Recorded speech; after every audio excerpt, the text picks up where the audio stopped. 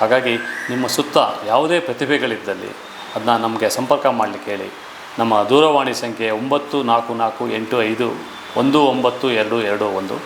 ಈ ನಂಬರ್ಗೆ ಕರೆ ಮಾಡಿದರೂ ಸರಿ, ವಾಟ್ಸಪ್ ಮೂಲಕ ಅವರ ವಿವರಗಳನ್ನ ಕಳಿಸಿದರೂ ಸರಿ, ನಾವೇ ಅವ್ರನ್ನ ಸಂಪರ್ಕ ಮಾಡಿ ಅವರಿಗೆ ಇಲ್ಲಿ ವೇದಿಕೆ ಒದಗಿಸ್ಕೊಡ್ಲಿಕ್ಕೆ ಅವಕಾಶ ಮಾಡಿಕೊಡ್ತೀವಿ. ಮಾತಿನ ಮನೆ ಅಂತ ಕೇಳಿದೆ ನಾನು. ಮಾತಿನ ಮನೆ ಅನ್ನೋದಕ್ಕಿಂತ ಅದು ಸಾಧನೆಯ ಮನೆ ಅಂತಲೇ ಹೇಳಬೇಕಾಗುತ್ತೆ. ಯಾಕೆಂದರೆ ಮಾತುಗಳು ಸಾಧನೆ ಆಗಬಾರ್ದು, ಸಾಧನೆಗಳು ಮಾತಾಗಬೇಕು. ಯಾಕೆಂದರೆ ಇಲ್ಲಿ ನೀವು ನೆರೆದಿರ್ತಕ್ಕಂಥ ಕಾರ್ಯಕ್ರಮವನ್ನು ನಾವು ಕೇಳಿದಾಗ, ಇಲ್ಲಿ ಮಾಡಿದಂಥ ಸಾಧನೆಗಳನ್ನು ನೋಡಿದಾಗ ಅದು ಮಾತಿನ ಮನೆಯಾಗಿಲ್ಲ, ಅದು ಸಾಧನೆ ಮನೆಯಾಗಿದೆ. ಮಾತಿನ ಮನೆ ಈ ಹೆಸರು ಕೇಳಿದಾಗಲೇ ತುಂಬ ನನಗೆ ಸಂತೋಷ ಆಗಿತ್ತು, ಖುಷಿಯಾಗಿತ್ತು. ಸತ್ಯಪ್ರಸಾದ್ ಸರು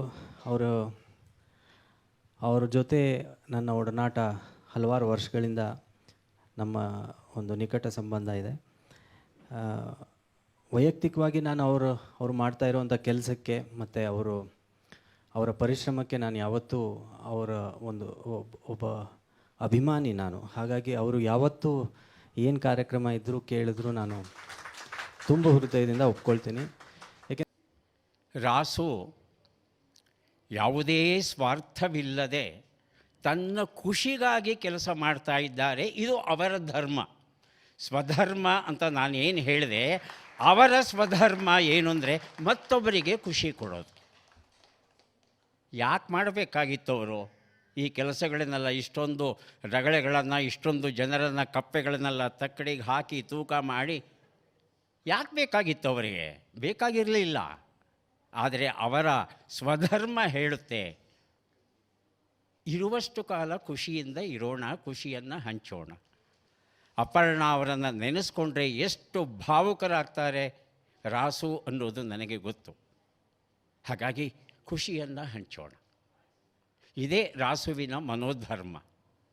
ರಾಸು ಇಂತಹ ಕಾರ್ಯಕ್ರಮಗಳನ್ನು 100 ಅಲ್ಲ 1000 ಮಾಡಿ, ಆ 1000 ಕಾರ್ಯಕ್ರಮಕ್ಕೂ ನಾವು ಬರಬೇಕು, ನಾವೆಲ್ಲರೂ ಬರಬೇಕು, ಎಲ್ಲಿರುವ ಎಲ್ಲರೂ ಸಾಕ್ಷೀಭೂತರಾಗಬೇಕು ಅನ್ನೋದು ನಮ್ಮ ಆಸೆ. ಚಾಮರಾಜಪೇಟೆ ಕನ್ನಡ ಸಾಹಿತ್ಯ ಪರಿಷತ್ ವತಿಯಿಂದ ರಾಸು ವೆಂಕಟೇಶ್ ತಮ್ಮ ಗೆಳೆಯರ ಬಳಗದ ಜೊತೆ ಅಲ್ಲಿ ಬಂದಿದ್ದರು. ಬೆಳಗ್ಗೆ ಸಮಾರಂಭ ಎಲ್ಲ ಚೆಂದ ಆಯಿತು. ಸಂಜೆ ಚಿಂತನ ಗೋಷ್ಠಿಗಳು, ಕನ್ನಡ ಗೋಷ್ಠಿಗಳು ನಡೀತಾ ಇದ್ವು. ಸೊ ನಾವೆಲ್ಲ ಅಲ್ಲಿ ಹೋಗಿದ್ವಿ. ಅಲ್ಲಿ ನಾನು ರಾಸು ಅವ್ರನ್ನ ಮತ್ತು ಅವ್ರನ್ನ ಚಾಮರಾಜಪೇಟೆ ಕನ್ನಡ ಗೆಳೆಯರನ್ನ ಭೇಟಿ ಮಾಡಿದೆ. ವಾಪಸ್ ಮಾರನೇ ದಿವಸ ನಾವು ಊರಿಗೆ ಹೊರಡೋರಿದ್ವಿ, ಅವರೆಲ್ಲ ಅಲ್ಲೇ ಉಳ್ಕೊಳ್ಳೋರಿದ್ರು. ವಾಪಸ್ ಬರ್ತಿದ್ದಂಥ ಸಂದರ್ಭದಲ್ಲಿ ಒಂದು ಅವಘಡ ನಡೀತು. ನನ್ನ ಪತಿರಾಯರು ಒಂದು ಪುಟ್ಟ ವೈರ್ಗೋ ಕಲ್ಲಿಗೋ ಎಡವಿ ಬಿದ್ದದ್ದೇ ಬ್ರಹ್ಮಾಂಡವಾಯಿತು. ತಲೆಗೆ ಪೆಟ್ಟು ಬಿದ್ದಿದ್ದರಿಂದ ತುಂಬ ರಕ್ತಸ್ರಾವ ಆದದ್ರಿಂದ ತಕ್ಷಣ ಹಾಸ್ಪಿಟ್ಲ್ ಅಂತಾಯಿತು, ಇಲ್ಲ ಬ್ರೈನ್ನ ಇದು ಮಾಡಬೇಕು ಅಂತಾಯಿತು, ICUಗೆ ಕರ್ಕೊಂಡು ಹೋಗೋ ಮಟ್ಟಕ್ಕೆ ಬಂತು. ಅಂತಹ ಸಂದರ್ಭದಲ್ಲಿ ನಾವು ಆ ಕಾರ್ಯಕ್ರಮಕ್ಕೆ ಅತಿಥಿಗಳಾಗಿ ಹೋಗಿದ್ವಿ. ಹಾಗಾಗಿ ಆಯೋಜಕರ ವತಿಯಿಂದ ಬೇಕಾದ ಸಹಾಯ ಸಿಕ್ತು, ಅದಕ್ಕೆ ನಾನು ಋಣಿ.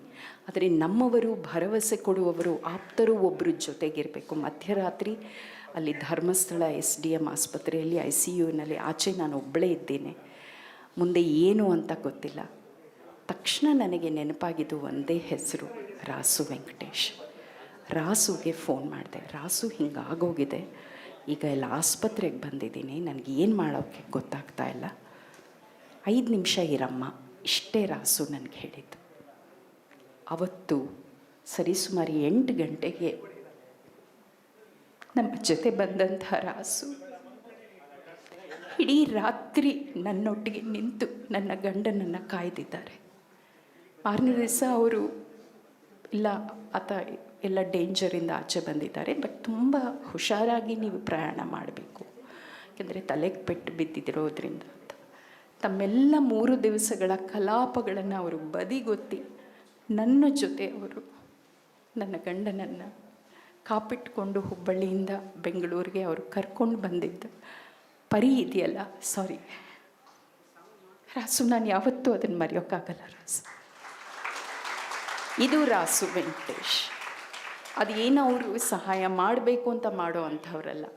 ಯಾವತ್ತಿಗೆ ಅವರ ಸ್ನೇಹ ವಲಯದಲ್ಲಿ ಯಾರಿಗೇ ಏನೇ ತೊಂದರೆ ಇರಲಿ, ಒಂದು ಭರವಸೆಯ ದೀಪ ಯಾವತ್ತಿಗೂ ಬೆಳಗ್ತಾ ಇರೋದು ಅದು ರಾಸು ವೆಂಕಟೇಶ್. ನನಗೆ ನನ್ನ ಅಣ್ಣನೇ ಇದ್ದ ಮನೆಯಲ್ಲಿ, ಆದರೆ ನನ್ನ ತಾಯಿಗೆ ಎಂಥ ಭರವಸೆ ಅಂದರೆ, ಏನಾದರೂ ಕರೆ ಮಾಡಬೇಕಂದ್ರೆ ರಾಸುಗೆ ಫೋನ್ ಮಾಡಿಬಿಡು, ರಾಸು ಬಂದುಬಿಡಲಿ. ಬಹುಶಃ ನಿಮ್ಮೆಲ್ಲರಿಗೂ ಆ ಅನುಭವ ಆಗಿದೆ. ಒಬ್ಬ ವ್ಯಕ್ತಿಯ ಕುರಿತಾಗಿ ಈ ಒಂದು ಮಾತು ಅಥವಾ ಈ ಒಂದು ಅನುಭವ ಇದೆಯಲ್ಲ, ಅದೇ ಆ ವ್ಯಕ್ತಿಯ ಔನ್ನತ್ಯವನ್ನು ತೋರಿಸುತ್ತೆ ಅಂತ ನಾನು ನಂಬಿದ್ದೀನಿ. ಅಂಥ ಹೃದಯದ ಔನ್ನತ್ಯವನ್ನು ತಮ್ಮದಾಗಿಸಿಕೊಂಡಿರುವಂಥವರು ನಮ್ಮ ರಾಸು ವೆಂಕಟೇಶ್. ಇನ್ನು ಶೈಲಾ ದೂರದರ್ಶನದ ಸಮಯದಲ್ಲಿ ನನಗೆ ನಾನು ರಾಸು ಅವರೆಲ್ಲ ಒಟ್ಟಿಗೆ ಕೆಲಸ ಮಾಡ್ತಿದ್ದಂಥ ಸಂದರ್ಭದಲ್ಲಿ ಇಲ್ಲಿ ವೆಂಕಟಲಕ್ಷ್ಮಿ ಬಂದಿದ್ದಾರೆ, ನಮ್ಮ ದೂರದರ್ಶನದ ಕಾಸ್ಟ್ಯೂಮ್ ಡಿಪಾರ್ಟ್ಮೆಂಟ್ನಲ್ಲಿ ಇದ್ದಂಥವರು. ನಾನು ರಾಸು ವೆಂಕಟಲಕ್ಷ್ಮಿ 3 ಜನನೂ ನಾನು ಒಂದು ಮುನ್ನೋಟ ಅಥವಾ ಒಂದು ಸುತ್ತಮುತ್ತ ರೆಕಾರ್ಡಿಂಗಿಗೆ ಹೋದರೆ ರೆಕಾರ್ಡಿಂಗ್ 2 ಗಂಟೆ ಕಾಲ ಆದರೆ ಇನ್ನು ಒಂದು 3 ಗಂಟೆ ಕಾಲ ಮಾತು ಮಾತು ಮಾತು ಮಾತು ಅಷ್ಟು ಆಪ್ತ ಕ್ಷಣಗಳನ್ನು ನಾವು ಕಳೆದಿದ್ದೇವೆ. ಆಗೆಲ್ಲ ನನಗೆ ಶೈಲಾ ಅವರು ಹೆಚ್ಚಿಗೆ ಬಳಕೆ ಇರಲಿಲ್ಲ, ಪರಿಚಯ ಇರಲಿಲ್ಲ. ಬಟ್ ಆ ನಂತರ ಅವರ ಪರಿಚಯ ಆಯಿತು, ಅವರ ಬಳಕೆ ಆಯಿತು. ಶೈಲಾ ಕುರಿತು ನನಗೆ ತುಂಬ ಇಷ್ಟ ಆಗೋದು ಆಕೆಯ ನಿಷ್ಕಲ್ಮಶ ಮನಸ್ಸು. ನೋಡಿ, ಫೋನ್ ಮಾಡಿದಾಗಲೆಲ್ಲ ಆಕೆ ಎಂತೆಂಥ ಒಳ್ಳೆ ಮಾತನ್ನು ಹೇಳ್ತಾರೆ ಅಂದರೆ, ಅರೆ ಈಕೆಯಲ್ಲಿ ಇಷ್ಟೊಂದು ಒಳ್ಳೆ ಚಿಂತನೆ ಇದೆಯಾ, ಅವ್ರಿಗೆ ಹಂಗಾಗಿದೆ ಅಲ್ವಾ ಪಾಪ, ಒಳ್ಳೆಯದಾಗಬೇಕು. ಅವರು ರೇಖಿ ಅಭ್ಯಾಸ ಮಾಡ್ತಿದ್ದಾರೆ, ನಾನು ರೇಖಿ ಮಾಡ್ತೀನಿ, ಅವ್ರಿಗೆ ಒಳ್ಳೆಯದಾಗಲಿ. ಆ ನಿಷ್ಕಲ್ಮಶವಾದ ಒಂದು ಮನಸ್ಸು, ಪ್ರೀತಿಯಲ್ಲಿ ಅವರು ಎಲ್ಲರಿಗೂ ಅದನ್ನು ಕೊಡ್ತಾರಲ್ಲ. ನನಗೆ ಆ ವಿಷಯಕ್ಕೆ ಶೈಲಾ ತುಂಬ ಆಪ್ತರು ಅನಿಸುತ್ತೆ, ತುಂಬ ಇಷ್ಟ ಆಗುತ್ತೆ. ಆ್ಯಂಡ್ ಪತಿರಾಯರ ಕುರಿತು, ಅವರ ಕೆಲಸದ ಕುರಿತು ದೊಡ್ಡ ಹೆಮ್ಮೆ, ಆದರೆ ತನಗೆ ಹೆಚ್ಚು ಸಮಯ ಅವ್ರು ಮೀಸಲಾಗ್ತಿಲ್ಲ ಅಂತ ಒಂದು ಪುಟ್ಟ ಕೋಪ, ಎಲ್ಲವನ್ನ ಇಟ್ಕೊಂಡಿರುವಂಥ ಚಂದದ ಮಹಿಳೆ ನಮ್ಮ ಶೈಲಾ. ಮತ್ತು ಅನುರೂಪ ದಾಂಪತ್ಯ ಅಂದರೆ ಯಾತಕ್ಕೆ ಇದನ್ನು ಹೇಳ್ತೀನಿ ಅಂದರೆ, ಯಾರೋ ಒಬ್ಬರಿಗೆ ಎಲ್ಲರಿಗೂ ಆಗಿ ಬರುವ ಮನಸ್ಸಿರುತ್ತೆ, ಇನ್ನೊಬ್ಬರು ಅಯ್ಯೋ ಆ ತಂಟೆ ಎಲ್ಲ ಯಾಕೆ ನಮ್ಮ ಪಾಡಿಗೆ ನಾವು ಇರೋಣ ಅಂತ ಅನ್ನುವಂಥ ಭಾವನೆಯಲ್ಲಿರ್ತಾರೆ. ಅಂದರೆ ತದ್ವಿರುದ್ಧ ಭಾವಗಳು ಇದ್ದೇ ಇರುತ್ತೆ. ಆದರೆ ನಮ್ಮ ಶೈಲಾ ರಾಸು ಯಾವತ್ತಿಗೂ ಹಾಗಿಲ್ಲ. ನಾನು ವೈಯಕ್ತಿಕವಾಗಿ ಹೇಳೋದು, ನಮ್ಮ ನೋಬಲ್ ಹಾರ್ಟ್ಸ್ನ ಸತ್ಯಪ್ರಸಾದ್ ಇರ್ಬೋದು, ನಮ್ಮ ಇಂದು ಗುರು ಇರ್ಬೋದು, ನಮ್ಮ ರಾಸು ಶೈಲಾ ಇರ್ಬೋದು, ಇವರೆಲ್ಲ ನನ್ನ ಜೊತೆ ಇರೋದು ನನ್ನ ದೊಡ್ಡ ಸೌಭಾಗ್ಯ.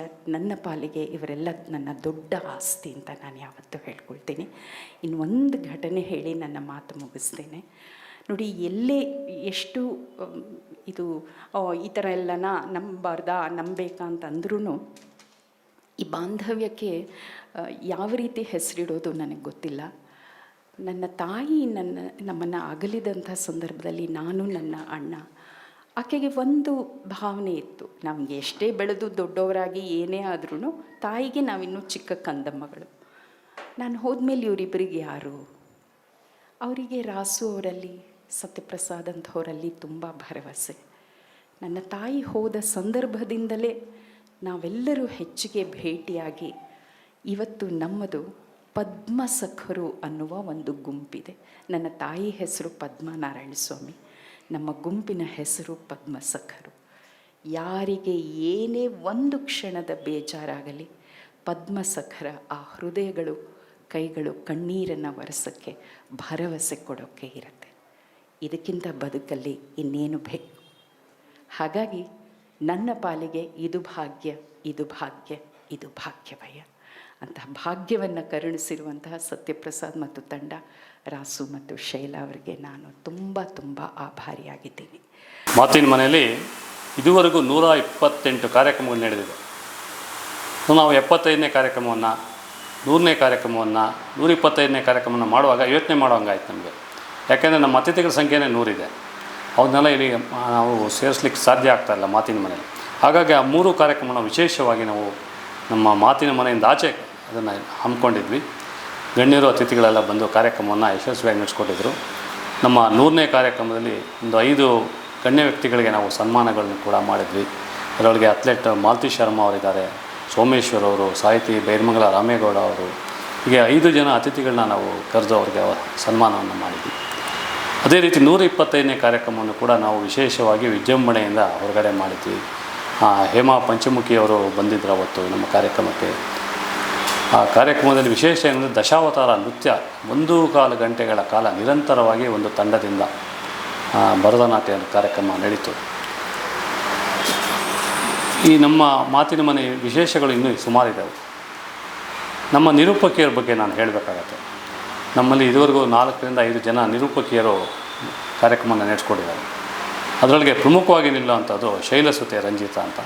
ನಮ್ಮ 129 ಕಾರ್ಯಕ್ರಮಗಳಲ್ಲಿ ಸುಮಾರು 100 ಕಾರ್ಯಕ್ರಮಗಳನ್ನು ನಿರೂಪಿಸಿದಂಥ ಕೀರ್ತಿ ಆ ಶೈಲಸುತೆ ರಂಜಿತಾಗಾಗುತ್ತೆ. ಮಾತಿನ ಮನೆ ಅಲ್ಲದೆ ಹೊರಗಡೆ ಕೂಡ ಅವಳಿಗೆ ಹಲವಾರು ಅವಕಾಶಗಳು ಸಿಗ್ತಾಯಿದೆ. ಅವಳಿಗೆ ಅಲ್ಲೂ ಕೂಡ ಯಶಸ್ಸು ಸಿಗಲಿ ಅಂತ ನಾನು ಹಾರೈಸ್ತೇನೆ. ಇದಲ್ಲದೆ ನಮ್ಮ ಇತರ ನಿರೂಪಕಿಯರು ಅಂತಂದರೆ ಅಕ್ಷತಾ ಅನೂಪ್ ಅಂತ ಒಬ್ಬರಿದ್ದಾರೆ. ಆಮೇಲೆ ಮಂದಾರ ಅಂತ ಇದ್ದರು, ಅವ್ರು ಈಗ ಸದ್ಯಕ್ಕೆ ಬರ್ತಾಯಿಲ್ಲ ಅವರು. ಆಮೇಲೆ ರಾಧಾ ಕೇಶವ ಹೆಬ್ಬಾರ್ ಅಂದರು. ಈ ರಾಧಾ ಕೇಶವ ಹೆಬ್ಬಾರ್ ಅವರಂತೂ ಇತ್ತೀಚಿನ ದಿನಗಳಲ್ಲಿ ಇಡೀ ಬೆಂಗಳೂರಿನಾದ್ಯಂತ ನಿರೂಪಣೆಯಲ್ಲಿ ಹೆಸರು ಮಾಡ್ತಾಯಿದ್ದಾರೆ. ಅವರ ಒಂದು ವಾಗ್ವೈಖರಿ ಅಂತ ಏನು ಹೇಳ್ತೀವಿ ನಾವು, ವಾಗ್ಝರಿ ನಿರಂತರವಾಗಿ ಬರ್ತಾಯಿದೆ. ಸಾಹಿತ್ಯ ಅವರಲ್ಲಿ ಹೃದಯದ ಒಳಗಿಂದ ಅವ್ರ ಮಾತುಗಳು ಹೊರಗೆ ಬಂದು ಕಾರ್ಯಕ್ರಮ ನಿರೂಪಣೆಯಲ್ಲಿ ಜನಪ್ರಿಯ ಗಳಿಸ್ತಾ ಇದ್ದಾರೆ ರಾಧಾ ಕೇಶವ ಹೆಬ್ಬಾರ್ ಅವರು. ಹೀಗೆ ಮಾತಿನ ಮನೆ ಹಲವಾರು ಜನರಿಗೆ ಸ್ಫೂರ್ತಿಯಾಗಿದೆ. ನಮ್ಮಲ್ಲಿ ಕಾರ್ಯಕ್ರಮ ಕೊಟ್ಟಂಥ ಅನೇಕ ಕಲಾವಿದೆಯರು ಬೇರೆ ಬೇರೆ ಕಾರ್ಯಕ್ರಮಗಳಲ್ಲಿ ಕೂಡ ವೇದಿಕೆಗಳಲ್ಲಿ ಕೂಡ ಕಾರ್ಯಕ್ರಮವನ್ನು ಕೊಟ್ಟಿದ್ದಾರೆ. ಮಾತಿನ ಮನೆಯ ಬಗ್ಗೆ ವಿಶೇಷವಾಗಿ ಆಧಾರ ಇಟ್ಕೊಂಡಿದ್ದಾರೆ ದೀಪಾ ರಾಘವೇಂದ್ರ ಅಂದ್ಬಿಟ್ಟು. ಅವ್ರು ಎಲ್ಲೇ ಹೋಗಲಿ ಕಾರ್ಯಕ್ರಮ ಮಾಡಲಿ, ನಾವು ಮಾತಿನ ಮನೆ ಮರೆಯಲ್ಲ ಸರ್, ನಮ್ಮ ಮಾತಿನ ಮನೆ ತವ್ರ ಮನೆ ಇದ್ದಂಗೆ ಅಂತ ಹೇಳ್ತಾರೆ. ಈ ರೀತಿ ಅನೇಕ ಕಲಾವಿದರು ಮಾತಿನ ಮನೆಯ ಬಗ್ಗೆ ಅಭಿಮಾನವನ್ನು, ಹೆಮ್ಮೆಯನ್ನು ನಮ್ಮಲ್ಲೂ ತೋಡ್ಕೊಂಡಿದ್ದಾರೆ, ಹೊರಗೂ ಕೂಡ ತೋಡ್ಕೊಂಡಿದ್ದಾರೆ. ಇನ್ನು ಮಾತಿನ ಮನೆಯಲ್ಲಿ ವೈಶಿಷ್ಟ್ಯವಾದ ಕಾರ್ಯಕ್ರಮಗಳು ಅಂತ ಹೇಳಿ ನಾವು ಒಂದು ಸರ್ತಿ ಗಾಂಧಿ ಬಜಾರ್ನಲ್ಲಿ ನಡ್ಕೊಂಡು ಹೋಗ್ಬೇಕಾದ್ರೆ ಆ ಫುಟ್ಪಾತ್ನಲ್ಲಿ ಒಂದು 4 ಜನ ಅಂಧರು ಕೂತ್ಕೊಂಡು ಹಾಡು ಹೇಳ್ತಾರೆ. ಸರಿ, ಅವ್ರನ್ನ ನಿಲ್ಲಿಸಿ ಮಾತಾಡಿಸಿ ನಾವು ಅವ್ರ ಜೊತೆ ಎಲ್ಲಿರೋದು ಅಂತೆಲ್ಲ ಕೇಳಿದೆ. ಅವರು ಎಲ್ಲ 4 ಜನನೂ ಕೂಡ್ರೆ ಅವರು. ಆಮೇಲೆ ಅವ್ರಿಗೆ ನಮ್ಮದು ಮನೆಯದು ಅಡ್ರೆಸ್ ಎಲ್ಲ ಕೊಟ್ಟು ಅವ್ರದ್ದೊಂದು ಪ್ರೋಗ್ರಾಮ್ ನಾವು ಇಲ್ಲಿ ಅರೇಂಜ್ ಮಾಡಿದ್ವಿ. ಆ ಕಾರ್ಯಕ್ರಮಕ್ಕೆ ನಮ್ಮ ಅದೃಷ್ಟ ಅಂದರೆ ಸುಧಾ ನರಸಿಂಹರಾಜ್ ಅವರು ಗೆಸ್ಟಾಗಿ ಬಂದಿದ್ದರು. ಅವರು ಕೂಡ ಅಂಧ ಕಲಾವಿದರ ಒಂದು ಪ್ರತಿಭೆ ಏನಿದೆ ಅದನ್ನು ನೋಡಿ ತುಂಬ ಖುಷಿಪಟ್ಟರು. ಹೀಗೆ ನಾವು ಎಲ್ಲೆಲ್ಲಿ ಪ್ರತಿಭೆಗಳು ಕಾಣುತ್ತೆ ಅಥವಾ ಯಾರ್ಯಾರು ಎಲ್ಲೆಲ್ಲಿ ಇಂಥ ಪ್ರತಿಭೆಗಳಿದೆ ಅಂತಾರೆ ಅವ್ರನ್ನೆಲ್ಲ ಗುರುತಿಸಿ ಅವ್ರ ಜೊತೆ ಮಾತಾಡಿ ಅವ್ರಿಗೆ ಆಹ್ವಾನಿಸಿ ವೇದಿಕೆ ಕೊಡ್ತಾಯಿದ್ವಿ. ಮುಂಚೆ ಎಲ್ಲ ನಾವು ಹುಡ್ಕೊಂಡು ಹೋಗ್ತಾಯಿದ್ವಿ ಕಲಾವಿದರು ನಮ್ಮ ಕಾರ್ಯಕ್ರಮಕ್ಕೆ ಎಲ್ಲಿ ಸಿಗ್ತಾರೆ ಅಂತ. ಈಗ ಮಾತಿನ ಮನೆಯ ಪ್ರಚಾರ ವ್ಯಾಪ್ತಿ ಹೇಗಿದೆ ಅಂತಂದರೆ ನಮಗೂ ಒಂದು ಅವಕಾಶ ಬೇಕು ಸರ್ ಅಂತ ಕೇಳ್ತಾ ಇದ್ದಾರೆ. ಇದು ನಾನು ಅಹಂಕಾರದಿಂದ ಹೇಳ್ತಾ ಇಲ್ಲ, ಖುಷಿಯಿಂದ ಹೇಳ್ತಾ ಇದ್ದೀನಿ. ಸರ್, ನಮಗೆ ನಿಮ್ಮ ಮಾತಿನ ಮನೆ ಯಾವಾಗ ಅವಕಾಶ ಕೊಡ್ತೀರಾ ಅನ್ನೋ ಒಂದು ಪರಿಸ್ಥಿತಿಗೆ ನಾವು ಬಂದು ತಲುಪಿದ್ದೀವಿ. ಇದು ಮಾತಿನ ಮನೆಯ ವೈಶಿಷ್ಟ್ಯ. ಇನ್ನು ಹೇಳಬೇಕು ಅಂತಂದರೆ ನೃತ್ಯಗಳ ಬಗ್ಗೆ ಮಕ್ಕಳು ಭರತನಾಟ್ಯ ಕಾರ್ಯಕ್ರಮನ ನಾವು ವಿಶೇಷವಾಗಿ ಮಾಡಿದ್ದೀವಿ. ಒಂದು 4 ಭರತನಾಟ್ಯ ಕಾರ್ಯಕ್ರಮಗಳು ಇಲ್ಲಿ ಸಾಗಿದೆ. ಮೊದಲನೇದಾಗಿ ಮಕ್ಕಳಿಂದ ನಾವು ಭರತನಾಟ್ಯ ಮಾಡ್ತಿದ್ದೀವಿ. ಆ ಮಕ್ಕಳು ಒಂದು 7-8 ಜನ ಇಲ್ಲಿ ಬಂದು ಭರತನಾಟ್ಯ ಕಾರ್ಯಕ್ರಮದಲ್ಲಿ ಪಾಲ್ಗೊಂಡು ಇಳಿ ವಯಸ್ಸಿನಲ್ಲಿ ತಮ್ಮ ಅದ್ಭುತವಾದ ಪ್ರತಿಭೆಯನ್ನು ಇಲ್ಲಿ ಪ್ರದರ್ಶನ ಮಾಡಿದರು. ಆನಂತರ ಹಿರಿಯ ಕಲಾವಿದರು ಸುಮಾರು 3-4 ಜನ ಬಂದು ಭರತನಾಟ್ಯ ಕಾರ್ಯಕ್ರಮವನ್ನು ಕೊಟ್ಟಿದ್ದಾರೆ. ಸೊ ಇಲ್ಲಿ ಕಾರ್ಯಕ್ರಮ ಕೊಟ್ಟಂಥವರು ಬೇರೆ ಬೇರೆ ವೇದಿಕೆಗಳಲ್ಲಿ ಕೂಡ ಕಾರ್ಯಕ್ರಮ ಕೊಟ್ಟಿದ್ದಾರೆ. ಮಾತಿನ ಮನೆ ಅವರಿಗೆ ಒಂದು ಸ್ಫೂರ್ತಿಯಾಗಿದ್ದರೆ ಅದಕ್ಕೆ ನಮಗೊಂದು ಖುಷಿಯಾಗುತ್ತೆ. ಹೀಗೆ ನಾನು ಏನೇನು ಕಾರ್ಯಕ್ರಮಗಳನ್ನ ಮಾತಿನ ಮನೆಯಲ್ಲಿ ಇದುವರೆಗೂ ಮಾಡ್ಕೊಂಡು ಬಂದಿದ್ದೀನೋ ಈ ಎಲ್ಲ ಕಾರ್ಯಕ್ರಮಗಳಿಗೆ ನಮ್ಮ ಸಾಹಿತಿಗಳಿರ್ಬೋದು, ಕಲಾವಿದರಿರ್ಬೋದು ಅಥವಾ ನಮ್ಮ ನಿರೂಪಕರಿರ್ಬೋದು, ಎಲ್ಲಕ್ಕಿಂತ ಹೆಚ್ಚು ನನಗೆ ಬೆಂಬಲ ಕೊಡ್ತಿರೋರು ನಮ್ಮ ಮನೆಯವರು. ನನ್ನ ಮಗ ಸೊಸೆ ಕೂಡ ದೂರದಲ್ಲಿದ್ದರೂ ಕೂಡ ನಮ್ಮ ಕಾರ್ಯಕ್ರಮದ ಬಗ್ಗೆ ಪ್ರಶಂಸೆಯನ್ನು ಮಾಡ್ತಾನೆ ಇರ್ತಾರೆ. ಹೀಗೆ ನಮ್ಮ ಕಾರ್ಯಕ್ರಮಗಳ ಯಶಸ್ಸಿನಲ್ಲಿ ನಮ್ಮ ನಿರೂಪಕಿಯರಿದ್ದಾರೆ, ಪಾಲ್ಗೊಳ್ಳುವ ಗೌರವಾನ್ವಿತ ಅತಿಥಿಗಳಿದ್ದಾರೆ, ಕಲಾವಿದರಿದ್ದಾರೆ, ವೀಕ್ಷಕರಿದ್ದಾರೆ, ಆನ್ಲೈನಲ್ಲಿ ಪ್ರೇಕ್ಷಕರಿದ್ದಾರೆ. ಈ ಎಲ್ಲರಿಗಿಂತ ಹೆಚ್ಚಾಗಿ ನಮ್ಮ ಕಾರ್ಯಕ್ರಮಕ್ಕೆ ಬೆನ್ನೆಲುಬಾಗಿ ನಿಂತಿರೋದು ನಮ್ಮ ಮನೆಯವರು. ನಿಮಗೆಲ್ಲ ಗೊತ್ತಿದೆ, ಒಂದು ನಾಣ್ಣುಡಿ ಇದೆ, ಪ್ರತಿಯೊಬ್ಬ ಯಶಸ್ವಿ ಪುರುಷನ ಹಿಂದೆ ಒಂದು ಹೆಣ್ಣಿನ ಪಾತ್ರ ಇದೆ ಅಂತ. ಆ ಒಂದು ಹೆಸರಿನಲ್ಲಿ ನಮ್ಮ ಶೈಲಜಾ ಅವರು ಇಲ್ಲಿದ್ದಾರೆ, ಅವ್ರ ವೇದಿಕೆಗೆ ಕರೀತಾ ಇದ್ದೀನಿ. ಸರ್, ಇಲ್ಲಿ ನನಗೆ ಹೇಳಬೇಕು ಅನ್ಸೋದೇನು ಅಂದರೆ ಹೂವಿನ ಜೊತೆ ನಾರು ಸ್ವರ್ಗಕ್ಕೆ ಹೋಗುತ್ತೆ ಅಂತ ಹೇಳ್ತಾರೆ. ಆ ರೀತಿಯಲ್ಲಿ ನನ್ನ ಯಜಮಾನರು ನನಗೆ ತಿಳಿದಾಗಲಿಂದನೂ ಕನ್ನಡಮ್ಮ ನನ್ನ ಹಚ್ಕೊಂಡು ಕನ್ನಡನೇ ಉಸಿರು ಅಂತ ಮಾಡಿಕೊಂಡು ಇದುವರೆಗೂ ಕನ್ನಡ ಚಟುವಟಿಕೆಗಳಲ್ಲೇ ಭಾಗವಹಿಸ್ಕೊಂಡು ತನ್ನಂತಾನೇ ತೊಡಗಿಸ್ಕೊಂಡು ಬಂದಂಥವರು.